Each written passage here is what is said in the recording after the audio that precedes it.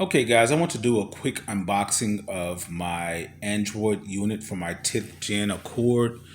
To be honest with you, I'm not going to do an installation video. I'll show you guys how it operates, how it functions once, you know, it's all said and done, because there's a pretty good video of a gentleman doing an installation.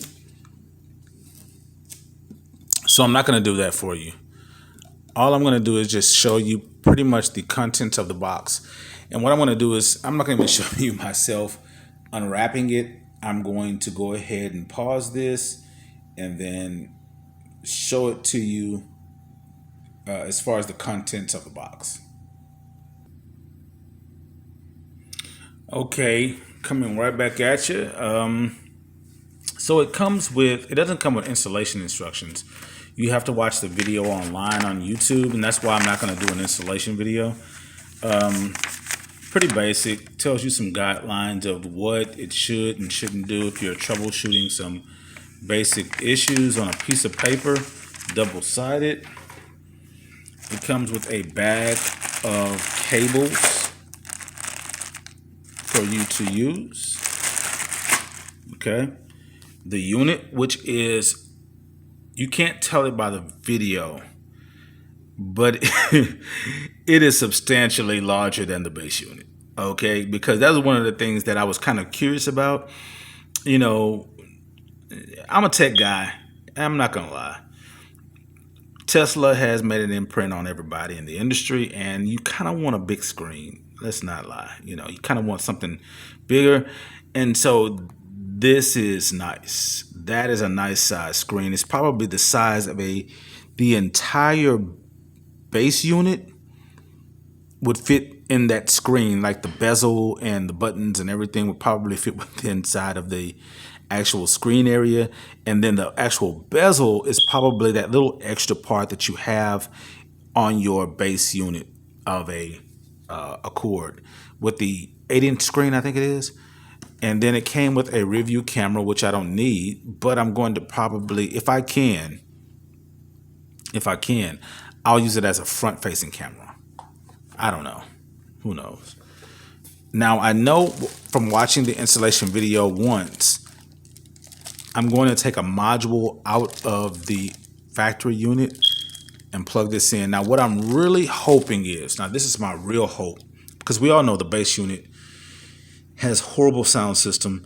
I'm hoping that replacing it with this will allow me to then replace the speakers with better quality speakers and then have better quality sound.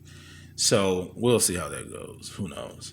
Because if there's a subwoofer option or anything, I'm going for it. I need better music. I need my car to bump a little bit more. I don't need it to rattle. I don't need all of that extra stuff. I just need it to sound a little bit better. So what I'm going to do is I'm going to I'll wait and show you guys this and these components later when I do the installation. I'm not going to do an installation like step by step, but I'll show you the components before I put it in.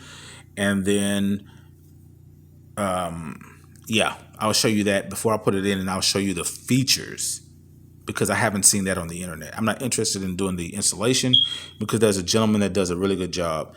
What I will do is I'll pause this video, and when we come right back, I will show you this head unit without the plastic on it so that you can have a better look and make a decision whether you want to have this as an option for your car. Alrighty, so we're back, and this is a good look at the head unit. It looks amazing. It is very, very big. It does not show that in the video, but it's a very nice size. I'll put the dimensions probably in the next video where I actually show you the features. I'll put the dimensions in there so you can actually make a decision if it's something that you want. I'm not a YouTuber. I have the skills. I have the tech background to learn more. I could probably do much better with YouTube videos, but I purposely let them be rough because I'm not trying to seek out anything. I'm just sharing stuff with car guys.